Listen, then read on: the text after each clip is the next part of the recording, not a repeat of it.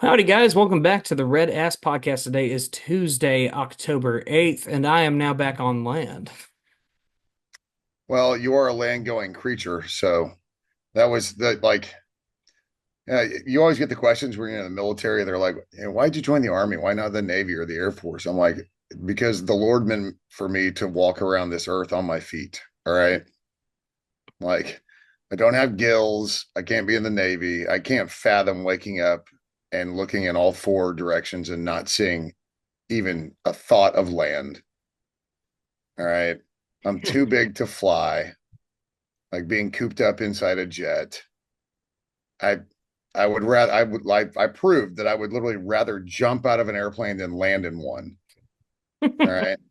It's like it's the lowest bidder concept. That plane is the lowest bidder, just like everything else. So I have one plane to get me to the ground, or I have two parachutes. I'm gonna by math alone, I'm gonna go with two parachutes. And don't feed me the whole you have multiple engines crap. Anyway, I'm Rob White, Texas Aggie class of 2014. Yeah, I'm Roy May, an angry old man fighting Texas Ag Class 2015. Oh, and yeah, the only word I can use for this college football season so far has been a hair bonkers. I feel like there's an energy around it. It kind of reminds me of like 2007. I mean, we're obviously not at that point yet where it's truly that crazy, but it's starting to feel that way. Just the way a lot of these games have played out, especially over the last 2 weeks. Well, it's completely Captain Insano, basically. And the one thing you're concerned about, and I think maybe there's not as much concern this year with the new format, but when things like this start happening, the automatic rumblings are, well, how good is the SEC? What Hmm. the hell? Um, and we tried to tell everybody year after year that this conference is a grind, man. And like it's an absolute grind. It's as close to the NFL as you're going to get, considering and I understand that the Big Ten also has a ton of people in the NFL, but every year the SEC produces more NFL talent. So every week you're going up against NFL talent, and it's just tough.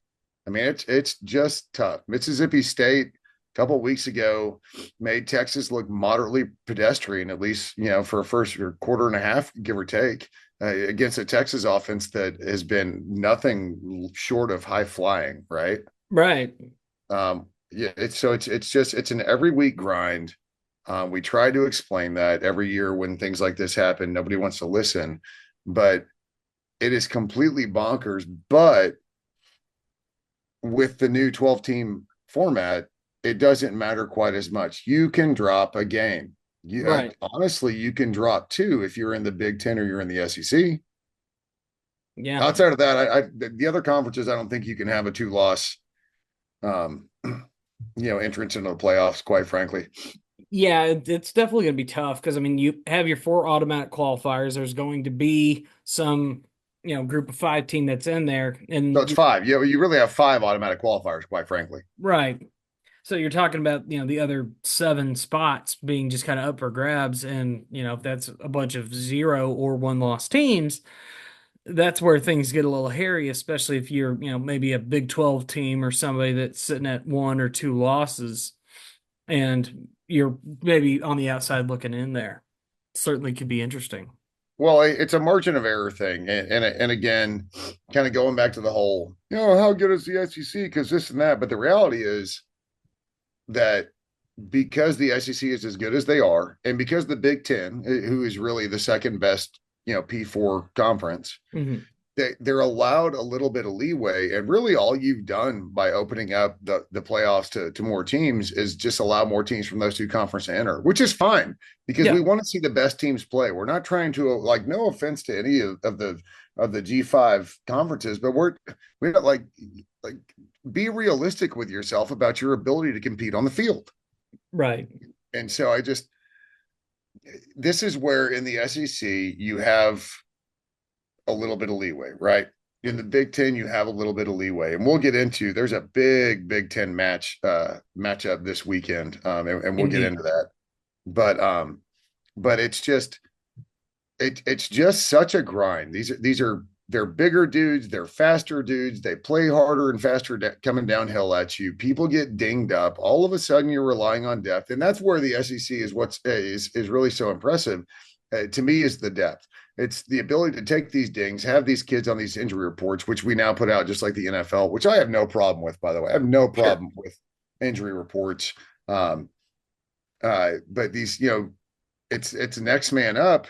But if you're next man up, you know, doesn't cut the mustard, it doesn't matter. So at that point, your depth is what gets you through an SEC season. It's not a great offense. It's not a great defense. It's the ability for people to step up. And kudos to Texas, even though they really haven't played anybody. I mean, Arch Manning was able to step up with Quinn Ewers being hurt and not miss a beat. I mean, he's kind of throwing against secondaries without a pulse, Hey, but they were able to do that. You see our defensive line rotation because we have so many dudes across the front, and it's not like the hockey style changes, but it feels like hockey substitutions in the sense that dudes are always on and off and on and off, and it doesn't matter who's in there. We seem to be finding production, yeah, out of that defensive line, and that's where you want to talk about wearing down a team. Wear down their offensive line and see what happens because yeah, the offensive line is not well. I mean, ours rotates a little bit. We might be a bit of the exception, but the defensive line's ability to stay fresh, continue to rotate in and wear down that offensive line. It doesn't matter who you play. If you can wear down an offensive line, your offense will become either stagnant or dead in the water. That's it. That's kind of it. yeah. I mean, unless you have no talent over top, which A&M clearly has talent over top. Yeah, no, A&M definitely has talent across the board, and we're seeing that, and we're seeing that talent disparity within our matchup. But that's something we'll obviously get into here very shortly. But yeah, I mean, there's a very clear divide that the SEC is just man heads and shoulders above the rest of the leagues in terms of depth, and that's something that does play out down the stretch when you're getting, especially with this playoff now, it's going to be so important to maintain depth. Well, and to me, I will say that the Big Ten is not a distant second. I don't think No. they are. I think maybe the newer additions to the Big Ten are a distant second in depth because they're coming out of the Pac-12 basically, and Sure. and the Pac-12 has always been just like high flying, let it rip, see what happens kind of conference, and that's okay. Like it was entertaining. I mean, the Pac-12 after dark, those are some of the best games I've ever seen, So far. especially when you take into account that you don't care who wins. But I think when you talk about like the Big Ten blue bloods, and I'm not necessarily saying blue bloods across college, but realistically, if you're a blue blood in the Big Ten, you're pretty much a blue blood. Yep. Ohio State, Michigan, they have that depth there, and they've built that depth. But one thing we talked about last week was just what you see because of NIL. There is so much more talent, so much more spread out. I think I'm going to put this statement on the table. I'm curious what you think about it. I don't think that there's a Nick Saban run ever again. Ever again. Ever's a long time. But um Well, hold on, but also couple in the fact that things are changing legally. That looks like we might be moving towards revenue sharing, or like there's a lot of moving pieces that I think all point towards um, getting away from this NIL free for all and maybe a little bit more regulated, enough to the point where the NCAA is going to regulate it and the P4 teams are going to be like, you know what, that works for me. So we're not going to break away from the NCAA. And so if you can see more of that, and if you see the even level of talent, or not even, more evenly dispersed talent. And so I mean, will there ever be a run like Saban had at Bama again? Ever? maybe. I mean, that's pretty much where I leave it. It's kind of as a maybe, just because once we actually do settle in out of this wild west that is currently college football, and we've established the new norms, we established the new, kind of thought processes of how these things are supposed to work, and hopefully everybody plays along, does their job. It could be interesting to see how it plays out. Now, I think you may see more limited runs, maybe than what you see with Saban, but you will still see teams that are consistently good for 5, 6 years, maybe longer. Right, but consistently good isn't what I'm talking about. I'm talking about winning just a metric shit ton of national And championships. potentially that. And so like, and I think what we see, and even though it's very short term and it's kind of short data results, right? We don't have a Sure. ton of data right now to even talk about this Right. educated, in an educated manner, which is why we're here because we're both morons. Yeah. But I think Kirby Smart, like his run at Georgia, a couple national championships, and we're already seeing a drop off at Georgia, right? Sure. So I think we'll see things like Kirby. I can't fathom seeing something again like what Nick Saban did. I can't fathom it. Not to mention it, I am thoroughly enjoying Alabama fans crashing back down onto planet Earth and like just crashing into planet reality, basically. Like Sure. what Saban accomplished doesn't happen. Like you're not the Celtics. This isn't Red Auerbach. All right. Like you're not going to be great for. Look at the Celtics. They sucked for a really long time too. Yeah. And I mean, they won. Let's say they won the last NBA championship, correct? But like during that stretch, it had been a very, very long time since they last won it. And so it's just, yeah, it's not going to be, I highly doubt it'll be consistent like we saw with Saban. I will agree with you on that. I think Kirby is the new consistency moving forward relative to, if we get to revenue sharing, which I'm a huge fan of, by the way. Sure. If we get to revenue sharing and we can move back from the NIL model just a little bit. And so these, players are still getting paid. The whole thing was, we want a whole, we want all this money that the universities are getting, right? Well, then like we said, okay, fine, you can have NIL. That wasn't really coming. It's not coming from the university. So at what point are these universities going to start forking over this money? And that's my biggest complaint. And I think I don't know if we went into this or not, but it's like, oh, and we're gonna, Tennessee's adding $10 or $20 to tickets, and just because this and that and this, it and I will say this, and I will preface it by saying we don't talk politics, and I know that, but it's like the politician that pays for all of his ads and everything is done for his campaign. He's got 3 weeks left, and he's still asking for more money. Like you don't get any more. We gave you everything you needed, and what you brought personally to the table was there. All of this extra money can't go to, I mean, it will go to you because how the laws work. But initially, this was all about, I think Louis Bellina talked about this a few weeks ago. It was all about all this money the university was making. And so let's make sure that the students get some of the money from the university. But that's the exact opposite of what's happened. All that's happened is now we're allowed to pay them directly. And the university is sitting on these contracts that keep getting bigger and bigger and bigger and bigger. And they're sitting on all this cash and still asking us to pay more. I love Texas A&M University. You know that for a fact. Everybody on here knows that for a fact.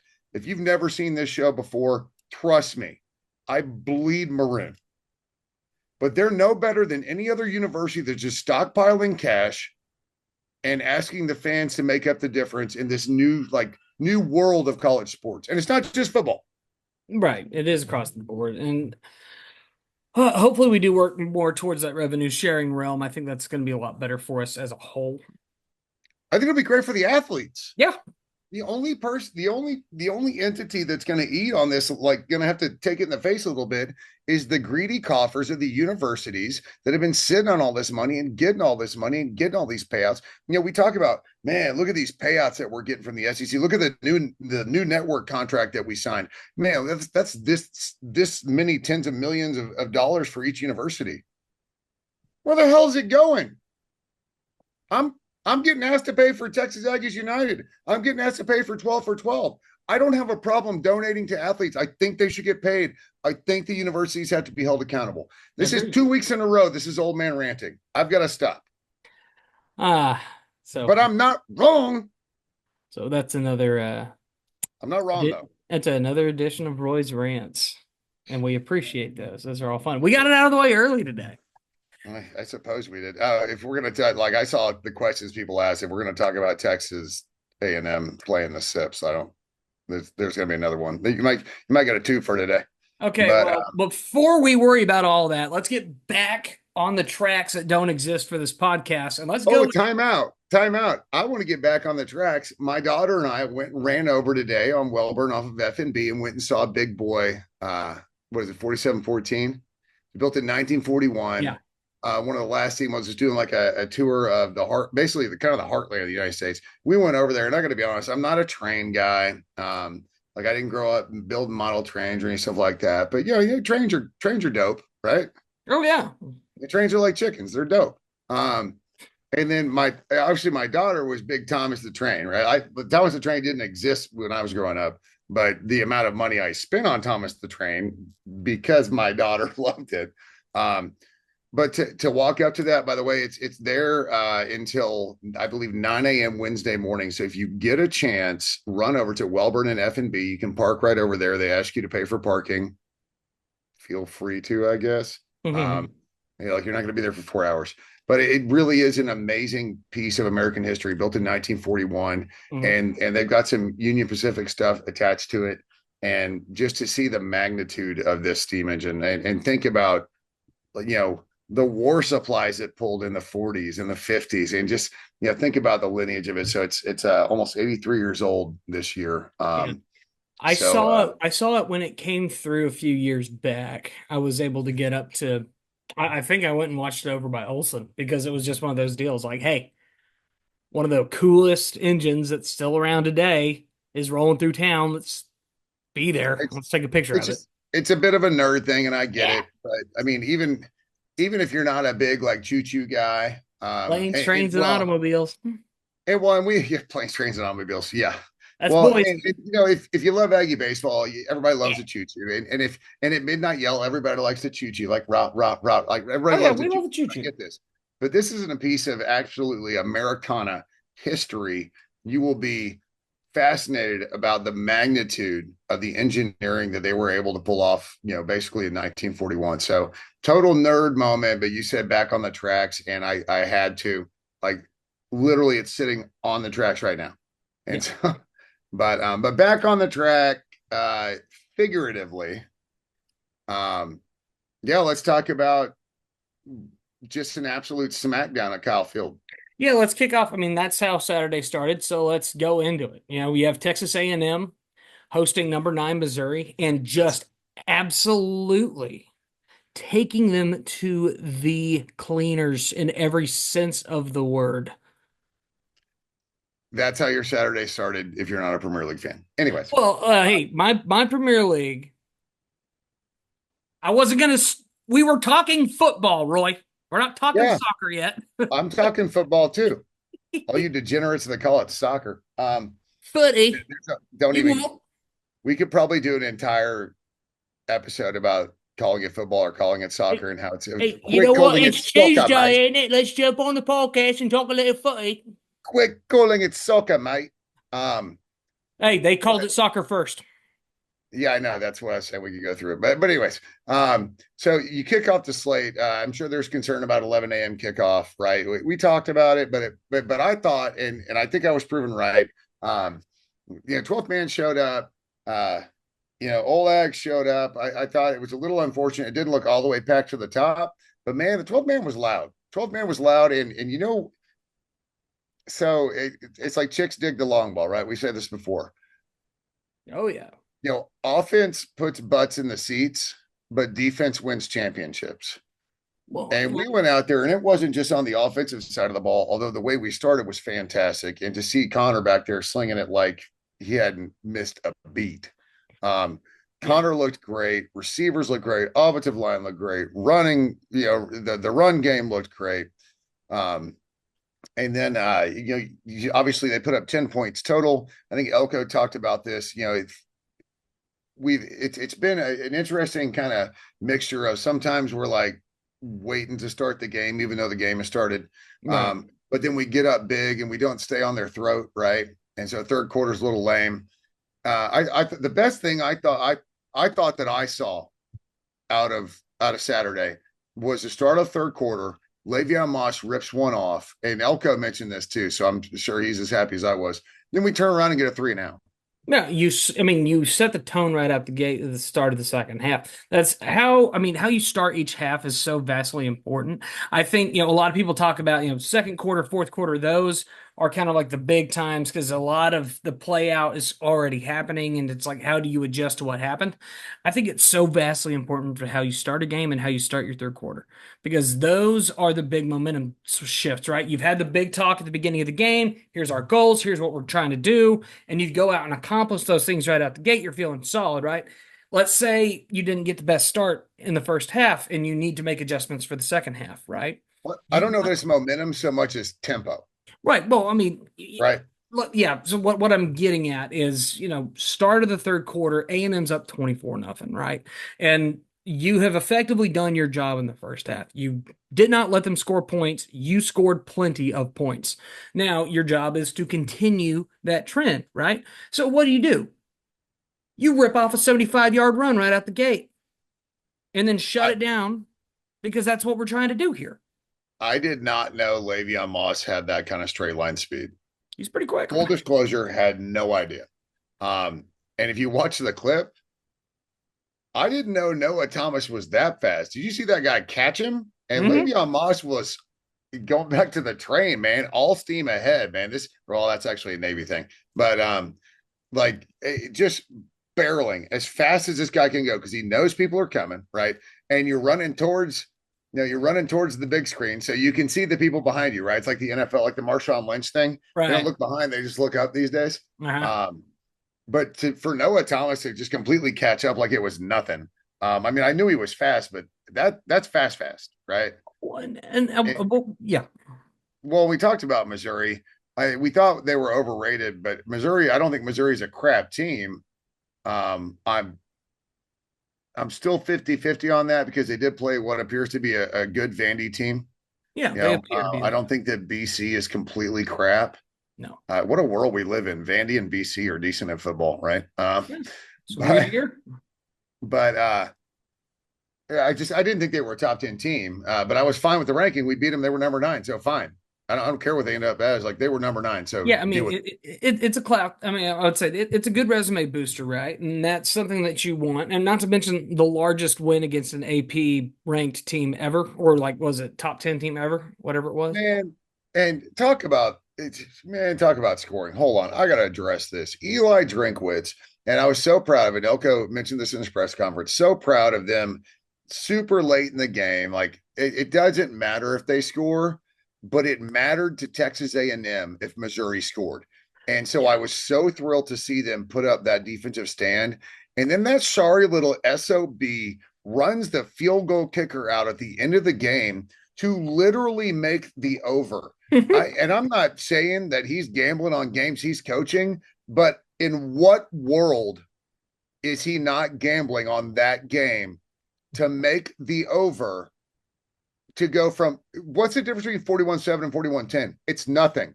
No, You getting into nothing. double digits is nothing. It means absolutely nothing. It means you're trash. It means you're a lot of things that I'm not going to say on this podcast because we like to put it out on all levels, but just an absolute B move, straight up B move. And I would love to see some explanations as to what the crap that was about. I think my favorite part about that whole deal was just the fact that we did get the stop. I mean, they basically had 8 tries, Yeah, 7 or 8 tries. Yeah, 7 or 8 tries, and they were forced to kick a field goal. I mean, love that. Absolutely they love they that. even they even kicked it from further back than they started. Right, because You know, we blew up that first play, first and goal when they were at the half-yard line. It's like that's what you want to see out of a team. I love the mindset of, hey, there are no free passes around here. We're not giving you that pity touchdown. You're gonna have to earn oh, it. I absolutely love it, and like that is the mentality, and I get that. Like I said, offense puts seats, puts butts in seats, right? That pays a lot of bills when you have a high flying offense. Right. It's like Ole Miss, right? Ole Miss is not having a hard problem putting butts in seats No. because Ole Miss has no problem winning 70 to 50, right? It's a win's a win, and we scored 70. We don't care how many they scored. We don't care if we just put up 9,000 yards of offense combined between the two teams. Like, yeehaw, it was a ton of fun. But Aggies love defense. Oh yeah, we do. And if you go back, I mean, we were talking about it a little bit on the boat, my buddy James and I.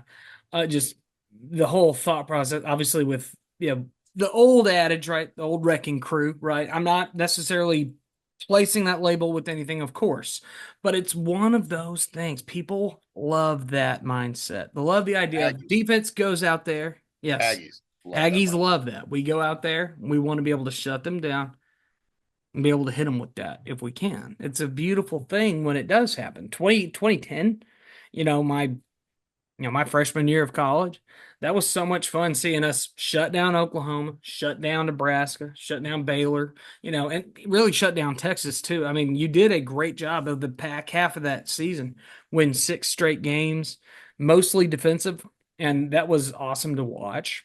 Just as a as a fan of defense. I So mean, I mean, 9-6 was a little brutal, I but loved it though. It was so yeah, fun. looking back, I loved it. But during the game, that's just like absolute just squeaky bum time, man. Well, you got to understand, as a freshman sitting on the track, not even sitting on the track, I am standing on top of the chair that I'm supposed to be standing in front of on the track, so I can watch the video board in order to be able to even have a clue what was going on.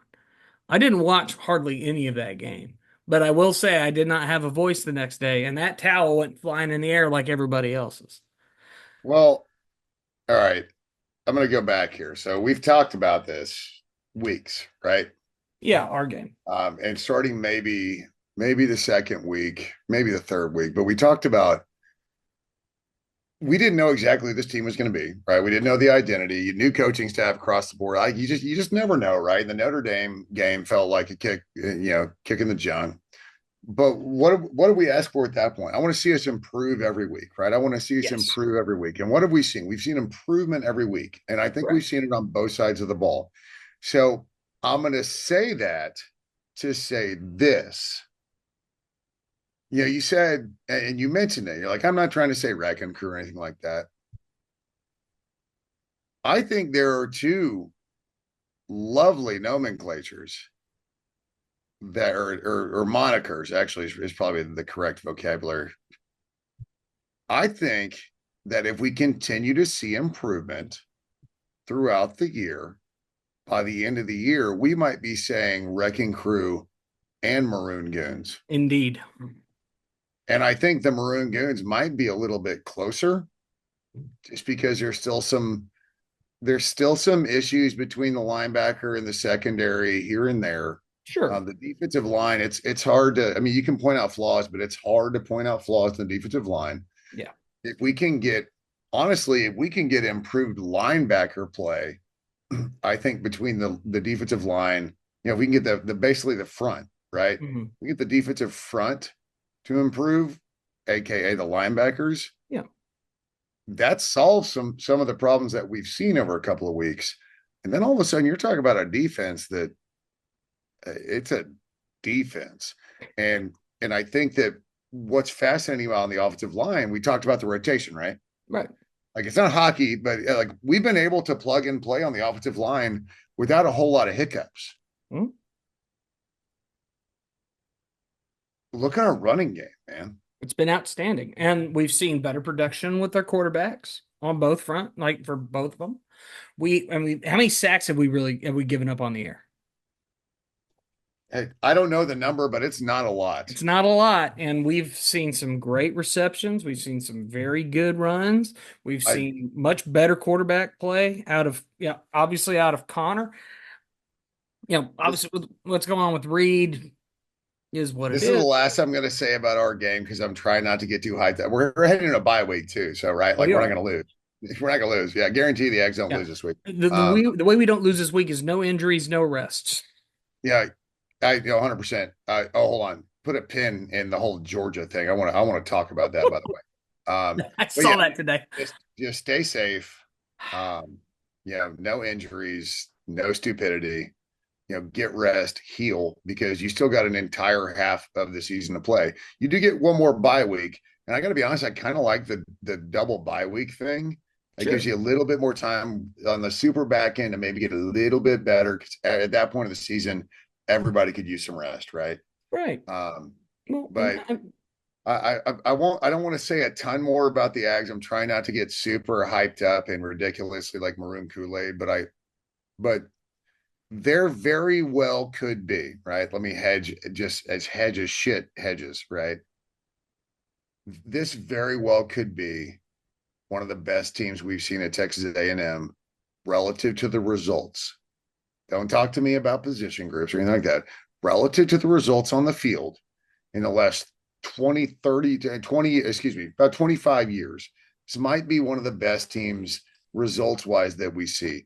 There's a ton that goes in between now and then. We're heading into a bye week, so it's easy to be super positive, come off a top 10 win.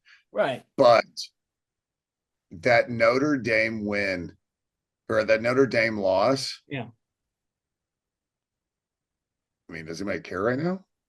Well, it doesn't really reflect who we are. Very, very few games that take place that early in the season are very reflective of a team as they go down the rest of their stretch, right?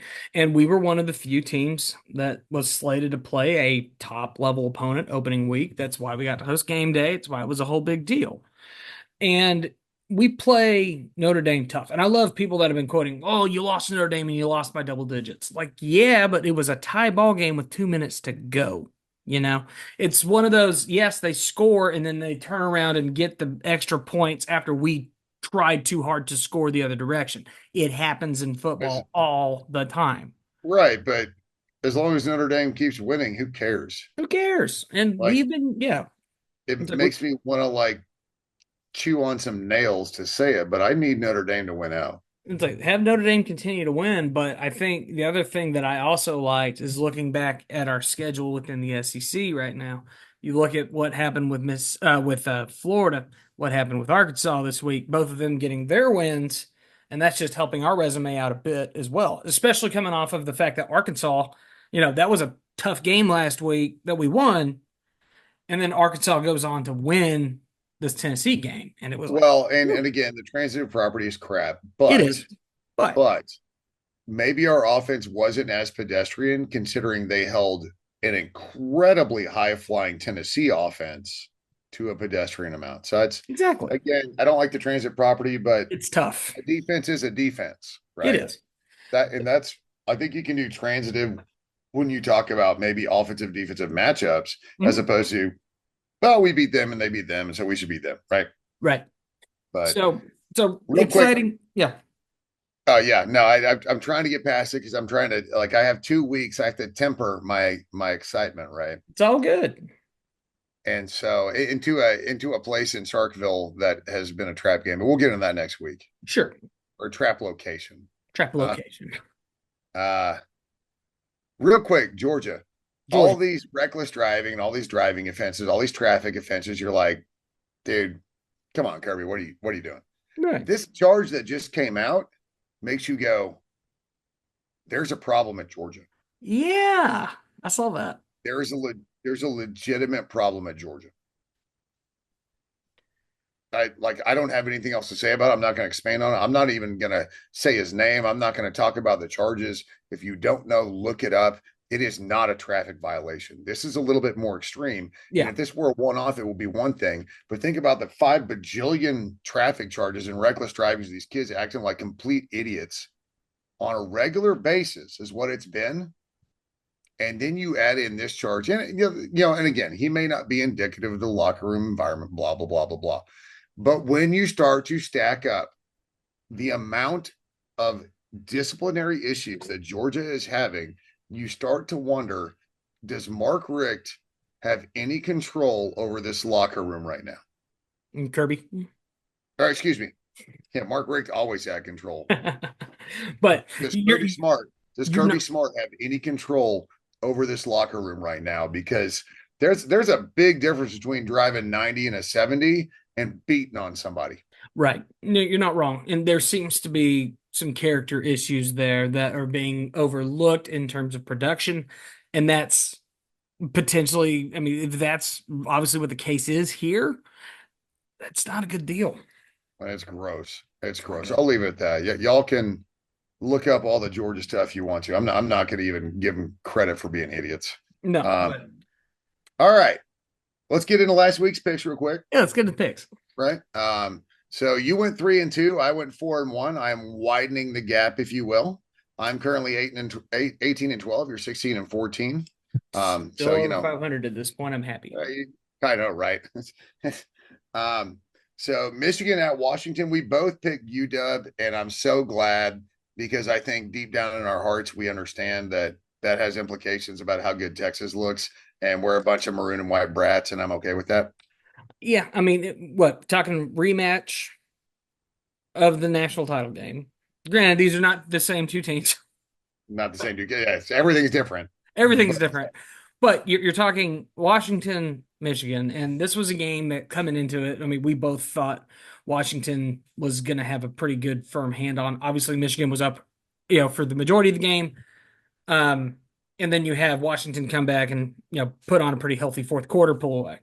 I was surprised that Michigan actually showed up the way they did. I don't have Sure. a whole lot of faith in Michigan. But yeah, great game by Washington. Next one we picked was Syracuse at UNLV. UNLV was 6.5 point favorites at home. Yeah. And again, I picked that game because it was a close line. I don't think you and I ever watch a ton of Syracuse or UNLV football. No. Um, but we both picked UNLV, and quite frankly, I mean, we both blew it, obviously. But with the UNLV quarterback thing, Yeah. fine.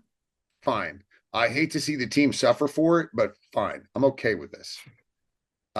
Next one we picked was SMU at Louisville. Yeah, So missed that you one. yeah, so Louisville was 7 point favorites at home. So this doesn't exactly help, bolster Notre Dame's resume by any means. But No.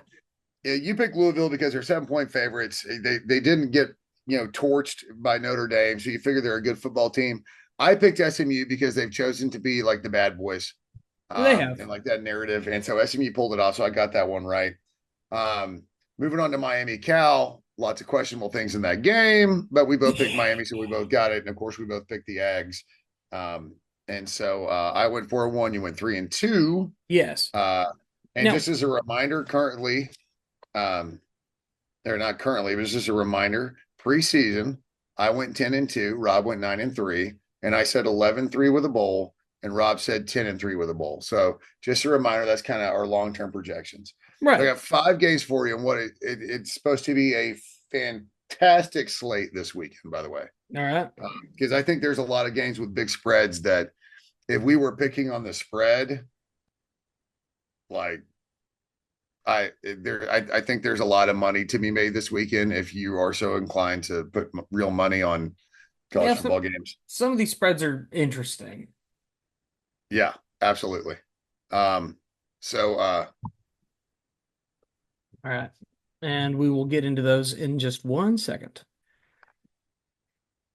All right, and we're back. Roy had to get a sneeze in. no, it's not a sneeze, bro. I sneeze in triplets.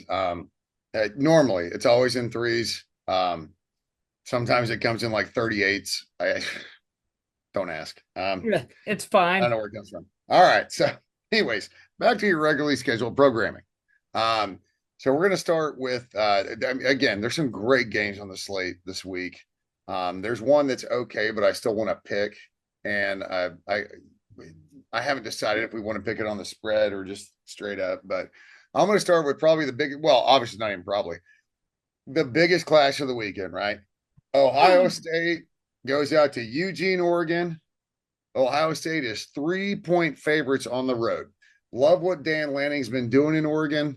Ohio State is the juggernaut that they are, whether or not that makes me want to throw up or not.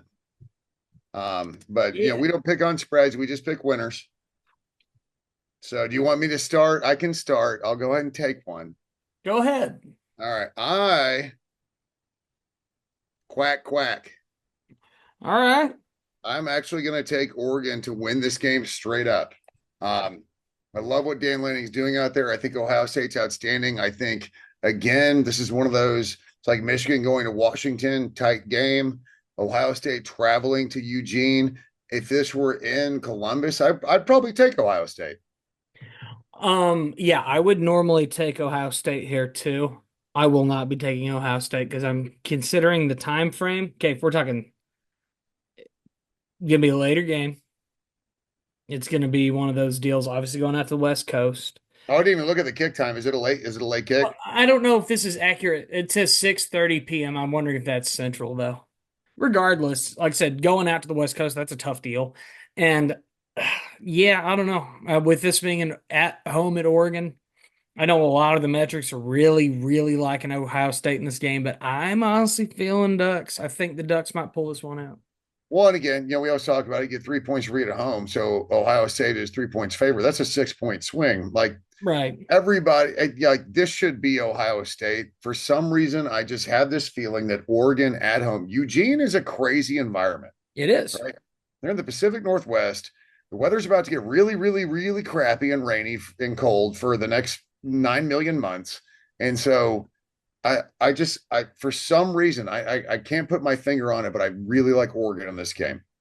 Yeah, I'm feeling Oregon too. I mean, you have Ohio State coming off of a pretty healthy win last week back home at the shoe. I mean, you take care of business against Iowa, one of the better defensive Or, teams.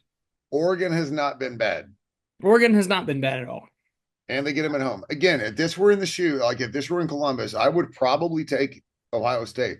I think this is a coin toss game. I don't think Yeah, Ohio State should be -3. it feels like a pick 'em. It really does. But I think I got to lean home field advantage on this one. So Yeah, I'm Oregon. going with Ducks. So I'll let you pick the next one first. Ole Miss travels to Death Valley. Ole Miss is 2.5 point favorites on the road. I have no clue about this game. I have I don't think nothing anybody for it. does. I have I nothing for it. It could be a blowout. It could be a defensive nightmare. It could be a shootout. It could be a million different things. All I know is it's going to be craziness. But the fact it's in Baton Rouge, I'm going LSU.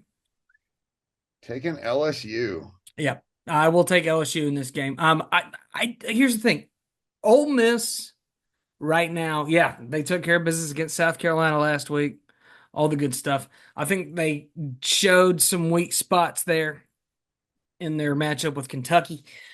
Um, I don't know, man. It's feeling like LSU to me for this particular game. I just don't have much else to say. It's a weird one. I, I think Mississippi State's the worst team in the SEC. Yes, I think LSU might be one of the worst defenses in the SEC. they're not good. And against a Lane Kiffin offense, who and you know how he is. Hmm. I've got Ole Miss in this game, and honestly, if this were 7.5, I would take Ole Miss. I All right. think I think Lane Kiffin's going to lay on it. I think the LSU defense is terrible, so I'm going to take Ole Miss in this game. Which Um, is all the more reason why I think I'm going to pull for LSU, just because it's in Baton Rouge and things get wacky and it's a rivalry. look, playing in Baton Rouge is a nightmare to begin with. Like even just driving there and parking and getting to the stadium is a nightmare. Everything about Baton Rouge is a nightmare. Like I don't didn't. drive if you have a maroon vehicle. Don't get like it's a whole lot of bad. Yeah. Um, So next one, we're going to jump back out of the SEC. I've got Iowa State at West Virginia, and Iowa State is a 3 point favorite, which I think tells you how much people, or at least Vegas, believes in West Virginia. And This is West. not the Iowa State of old, No. but this is not the West Virginia we thought we were going to get this year. No. I think West Virginia has been disappointing, quite frankly. Relative, I thought West Virginia should have been head and shoulder above the majority of the competition in the conference, and they've shown kind of the opposite. Yeah, they've been a little underwhelming, and Iowa State has been outstanding. Granted, this is a night game in Morgantown. Oh yeah, this is my pick. I'm sorry. Oh, I'm taking WVU. There will be couches burning everywhere. Hmm. All right. Weird things happen in Morgantown. Who are you taking? Iowa State. All right, I'll so go you're gonna have Cyclones. And the reason I'm going Cyclones is because frankly, they proved me wrong after that Iowa game. And frankly, they haven't really shown much to me that they were not going to do a great job. I did not much care for how they performed down the stretch in that Baylor game. But I that think that was a little shocking, quite frankly. it was, Baylor's bad. they Baylor's are. bad. I think they correct it and they go and take care of business against West Virginia this week because I'm not seeing it from them right now. Yeah, I can't imagine there will be another Baylor game that we pick this year. They're just bad. The spreads are going to be shit. Like it's just not good. Yeah. Um, Real quick, I want to go back to Ole Miss LSU real quick. I forgot to mention this. So Peter Burns, ESPN, I think everybody loves Peter Burns, SEC Network. Yeah.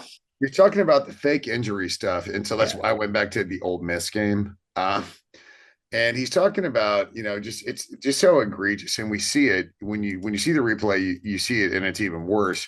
And he says the fix for faking injury is a simple one: player leaves the game that requires stoppage of play, they sit out the series. If the league office should also be able to review the film and see if he was told to fake it, then it's a $50,000 fine. I don't know what the fix is, but there needs to be something. Lane Kiffin saw it happen to him. He's seen it all over the place. He's done it himself. And you know what he's seen? No repercussions. None. If you gave me the keys to the situation and said, you figure it out, what would be your plan? It'd be a very simple in-game fix. I completely agree with the idea of pulling them out of the game. Or if they have to leave the game and you want to get that guy back in, you have to burn a timeout to do it. So here's my catch. And I like where you're going with that too. I understand that because even with real injuries or like when the helmet pops off, right? You can Right. call it Wait, timeout we're and then talking, stay in. yeah, we're Right. talking safety here, right? We're trying to protect players. Take him out of the game. He doesn't come back for the rest of the series. And I don't think the fine is necessary. I think pull him for the rest of the quarter. That's a big one. And if it happens within 2 minutes of the end of the quarter, it's like treat it like targeting. Maybe start treating it like targeting, right? All right. Review it. You know what? All right, there's another idea. Discuss amongst yourselves. Chickpeas at night, the chicks, no peas. Discuss. Um, but we got to move on. Sorry. You're Um, good. Vandy at UK. Kentucky is a 14-point favorite at home against a Vandy team that just beat the mighty Elephants that use a lot of toilet paper So the question now becomes, and detergent. does Vandy come too far off the mountain after winning that game? Do they have any gas in the tank left after that? Right. And this is a better Vanderbilt team than we've seen. I will fully 100% say that. Since James Franklin, this is the best Vanderbilt team we've seen. Oh yeah. Well, and I respect their starting quarterback. He's a New Mexico product. He's from Albuquerque originally. He's a Went to, dog. went to Nimi, ended up going to New Mexico State, and now he's over at Vanderbilt. He's doing a great job with them. He's been outstanding. Diego Pavia. Yeah, he's been great both on the And ground and the pass. I don't want to pick the spread, so we're going to pick this straight up. And so both teams have impressive wins, right? They do. I mean, Kentucky takes down a very high-powered Ole Miss team and holds them to 17 points, and they're coming off of a bye. Yeah. Kentucky. You're taking Kentucky. I'm taking Kentucky, man. I don't. I think Vanderbilt falls too far the other direction. I think the pendulum has to swing. I don't think it's a momentum thing for Vanderbilt. I think it has to swing, and it's on the road. I think there's enough factors going against them. It's going to be Kentucky. Go Big Blue. I think Stoops is about as a meh coach as you get. So Sure. I don't know that a bye week necessarily helps other than people getting healthy. Rest. Um, Yeah. but we've seen Vandy play well. But what that quarterback with Yeah. Pavia, Yeah. Pavia. what what he did was otherworldly, though. Sure.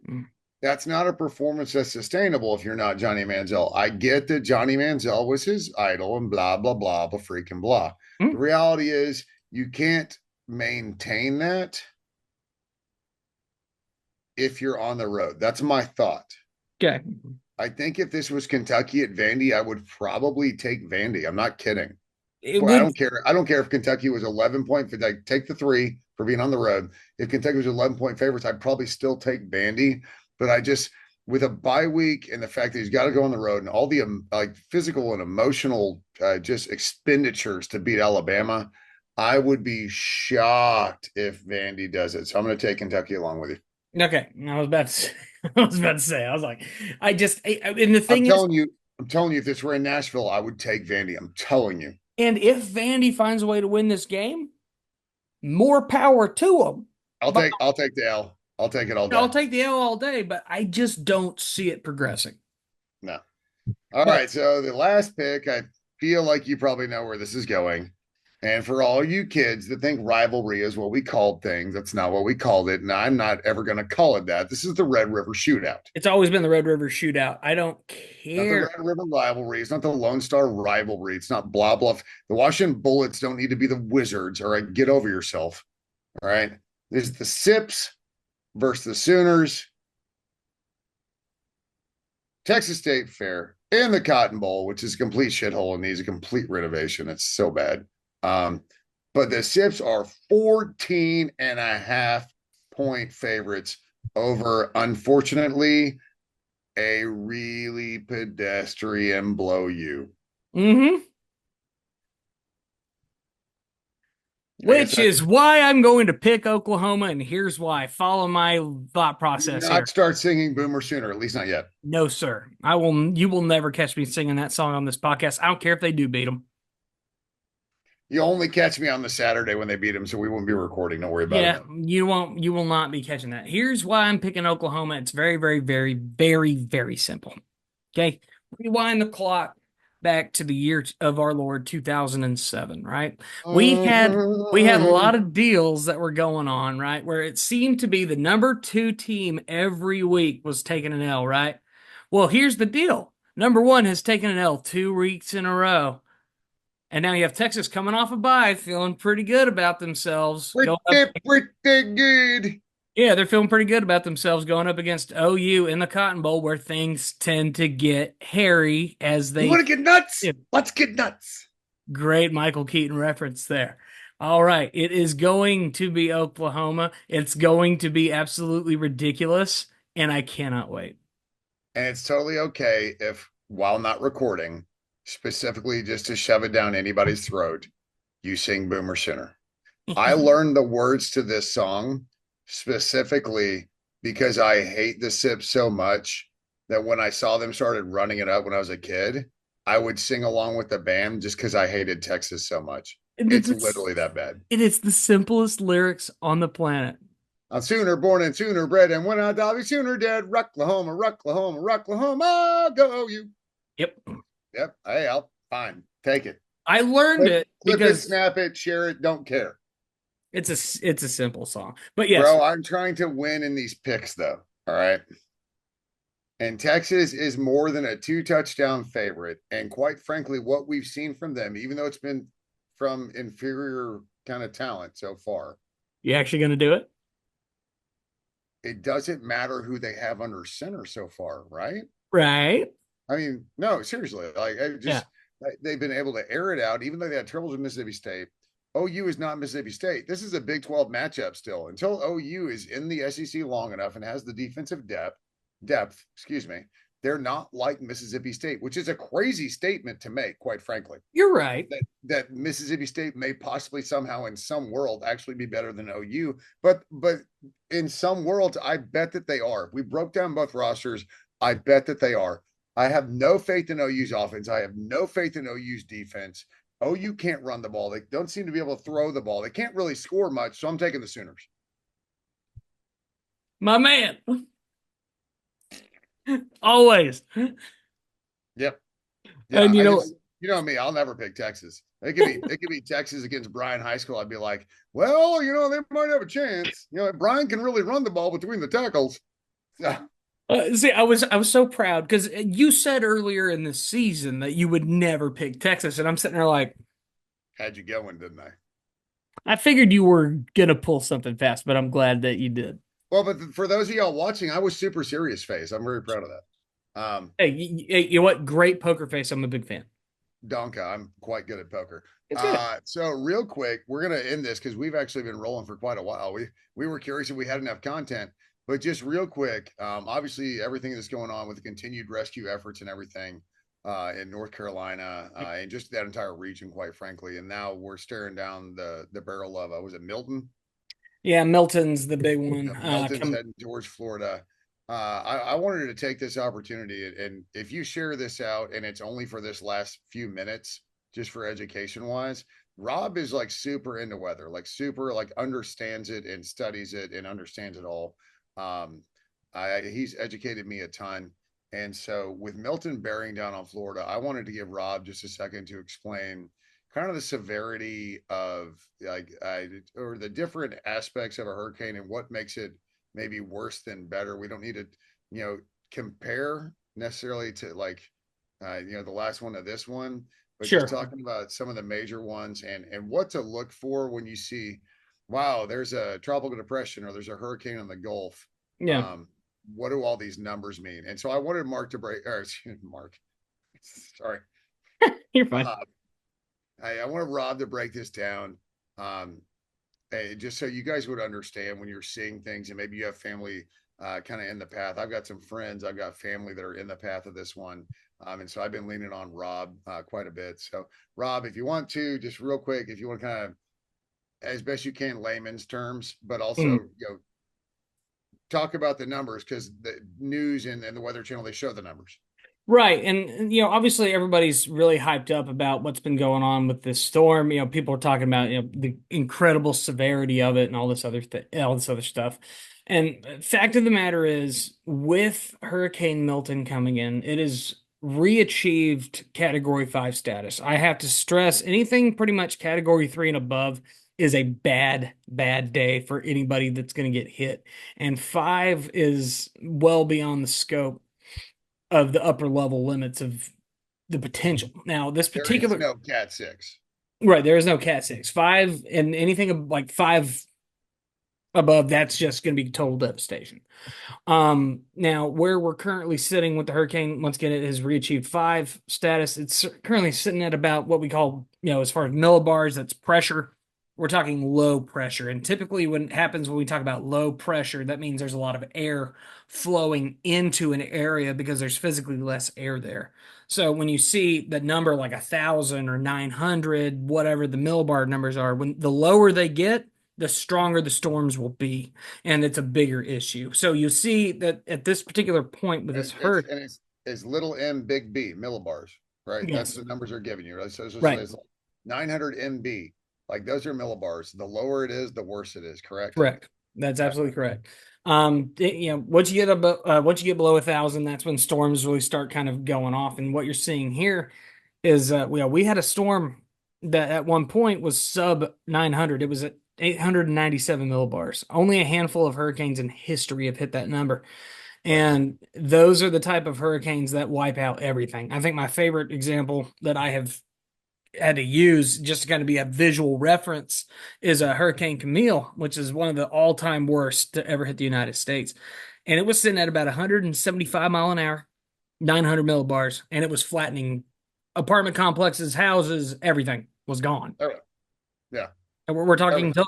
total devastation here. And then what to make it even worse, this particular storm is anticipating to do serious storm surge damage.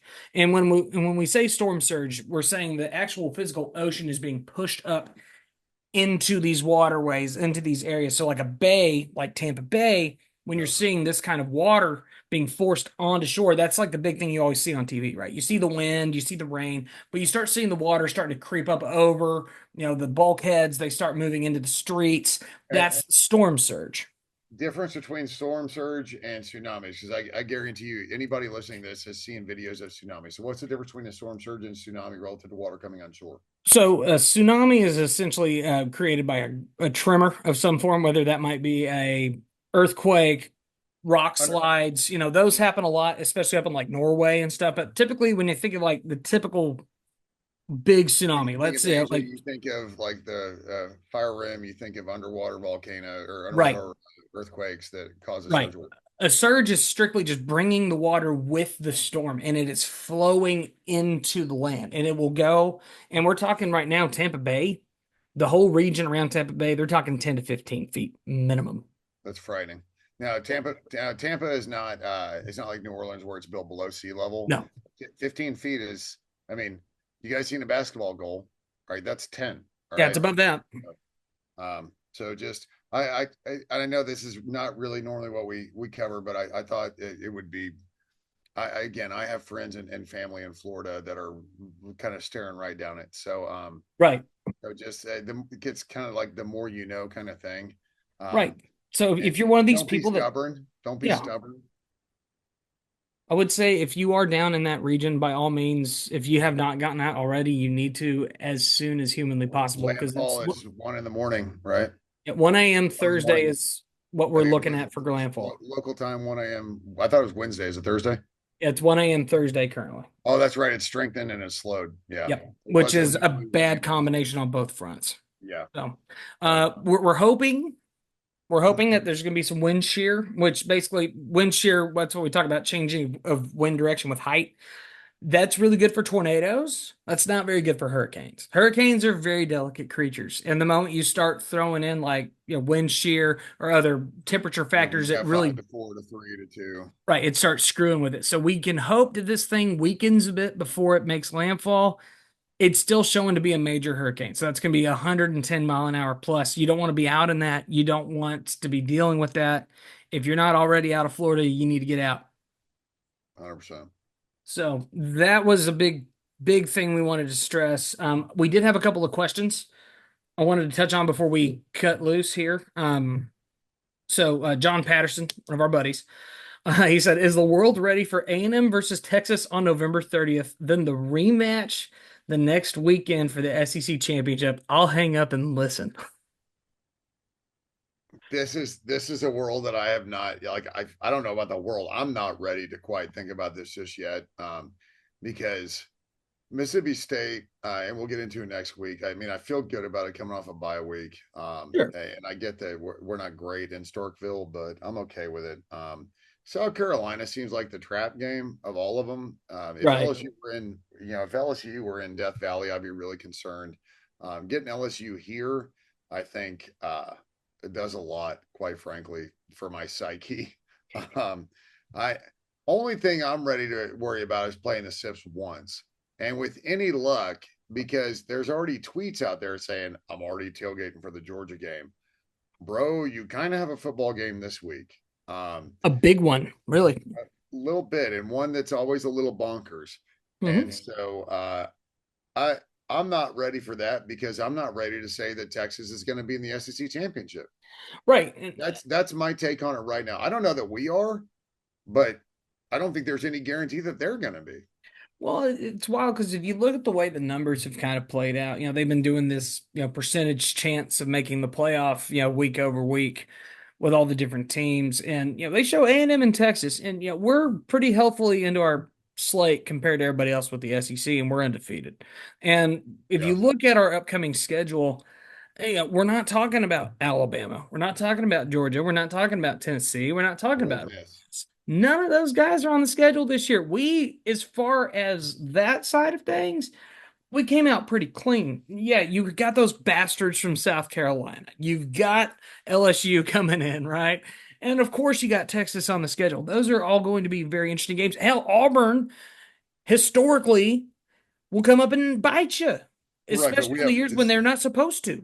Auburn's on the road, right? Yeah, yeah, Auburn's on the road. Yeah, generally the road team always wins that. So that's one I think has fallen off my radar. And also because it's a little bit further It's a down. way off, but like where Uh, we stand right now as far as the schedule, Texas hasn't really played anybody yet. no, And the one SEC, I mean, you played a you played the worst one. yeah, you played the worst SEC team you could possibly play this year, and you've played a Michigan team that has no bullets left in the gun. Okay, you are coming into the meat of your SEC schedule now with Oklahoma, with Georgia, and then going on from there. Yeah. Let's see what you got, and see if it'll maintain it from there.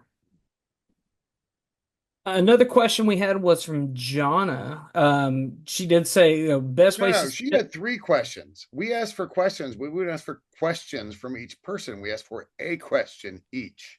yeah, she But you know her. She fine. likes to ask multiple questions, and that's fine by me. But, She is quite inquisitive. so best ways to spend a bye weekend. Thoughts on the back half of the season. We've pretty much touched on that. We're not going to go down that road, but then Yeah, we won't touch back half of the season just yet. In fact, I think we just kind of accidentally answered it talking about right, John's question. Yeah, yeah. And then when I become an NIL expert, do I get to be a guest? yeah. Hmm. Maybe. All right. What Maybe. was the first one though? Best way to spend the bye weekend? Yeah, best way to spend the bye weekend. So I had actually planned on going on a fishing trip, but unfortunately my wife's not feeling well, so I don't want to kind of push it. But quite frankly, one of the best ways to spend this bye weekend is watching a ton of really great football. I mean, Indeed. it's a great slate. We're not gonna lose, right? Like you don't have there's no unless you're gambling, you have no skin in the game. But it should be a ton of fun matchups in football. The weather's beautiful. If you can go, like, cause that's the thing in Texas. I mean, it's October. It's early to mid October. Mhm. It's not fishing season, but the weather's been warm enough to where it's still fishing season. Oh yeah.